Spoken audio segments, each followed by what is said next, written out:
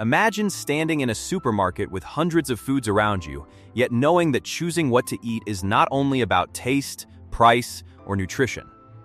For many Jewish people, food is also connected to faith, identity, and daily discipline.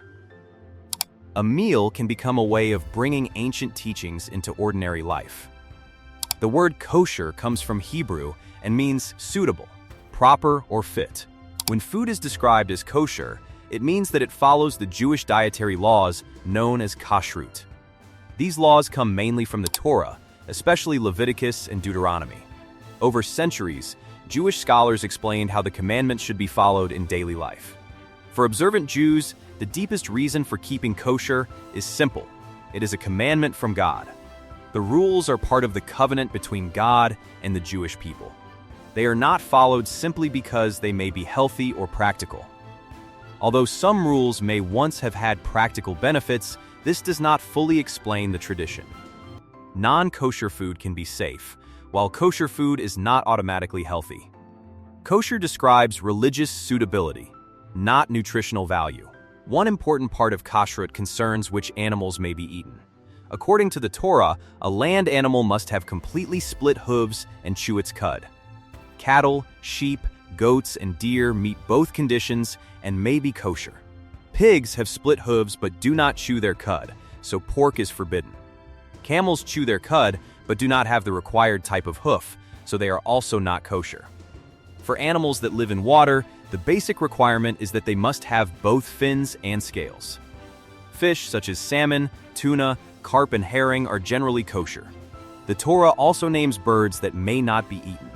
In practice, Jewish communities rely on established tradition when deciding which birds are acceptable. Chicken, turkey, duck, and goose are widely considered kosher. Birds of prey are generally not accepted. Even a permitted animal is not automatically kosher. It must be slaughtered according to a religious method called shechita. This process is performed by a trained person known as a shoshe. The shokeh uses a sharp knife and follows detailed rules. Jewish law also forbids eating blood. Kosher meat is therefore soaked and salted to remove remaining blood. Liver contains a large amount of blood, so it requires a different preparation method and is normally broiled before being eaten. The rule most people recognize is the separation of meat and dairy. This practice is based on a Torah commandment not to cook a young goat in its mother's milk. Rabbinic interpretation developed this into a wider prohibition against cooking or eating meat and milk together. This means that a person who strictly keeps kosher would not eat a cheeseburger, chicken in a cream sauce, or meat lasagna made with dairy cheese. In many kosher homes, families keep separate sets of plates, cutlery, pans, and cooking tools for meat and dairy. Some homes also have separate sinks, counters, or dishwashers. These arrangements reduce the risk of accidentally mixing the two categories. Many observant Jews wait for a period after eating meat before consuming dairy. The exact time depends on family and community tradition. Some wait 1, 3, or 6 hours. The waiting period after dairy is usually shorter, though some aged cheeses are treated differently. Bereaved food may usually be eaten with either meat or dairy, as long as it was not prepared on equipment that affected its kosher status. Fruits and vegetables are naturally kosher, but they still need attention. Insects are not kosher, so leafy vegetables, herbs, berries, and similar foods may need careful washing and inspection. For a person who closely follows kashrut, even a tiny insect hidden in lettuce can be a serious concern. Processed food makes kosher observance more complicated. A product may contain flavorings, enzymes, gelatin, emulsifiers, colorings, or other ingredients made from animal sources. Even when the ingredient list appears acceptable, the product may have been prepared on equipment also used for non-kosher food.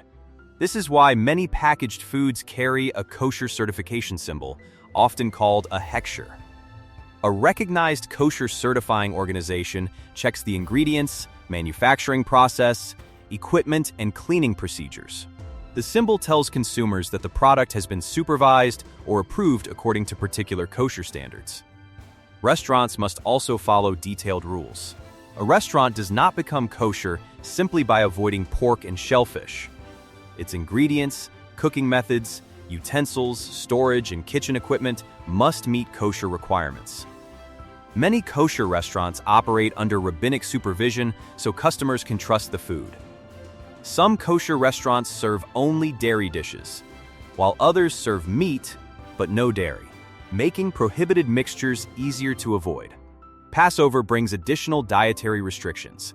During the festival, Jews avoid chametz, which includes leavened foods made from certain grains that have been allowed to rise or ferment. Ordinary bread, cakes, pasta, cereal, and many processed foods may be avoided unless specially prepared for Passover. Before Passover, observant families may clean their homes carefully to remove crumbs or traces of chametz. Some use separate dishes, pans, and utensils during the holiday.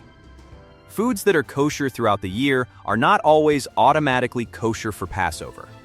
Not every Jewish person keeps kosher in the same way. Judaism includes different movements, cultures, and levels of observance.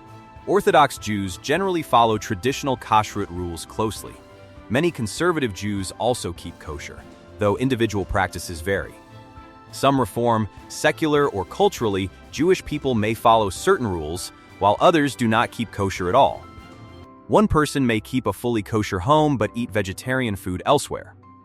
Another may avoid pork and shellfish but mix meat and dairy. Someone else may follow the rules mainly during holidays. These differences reflect the diversity of Jewish life.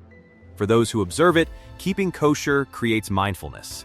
It makes people pause before eating and consider where food came from, how it was prepared, and whether it fits their responsibilities. The rules place boundaries around appetite and turn eating into a deliberate act rather than an automatic one. Kashrut also teaches that holiness is not limited to synagogues or prayer. It can enter the kitchen, supermarket, and dining table. Something as ordinary as breakfast or dinner can become connected to religious purpose. Kosher eating also strengthens identity.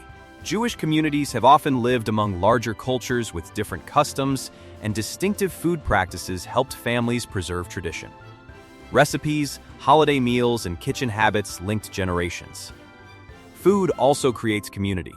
When people trust that a meal is kosher, they can eat together with confidence.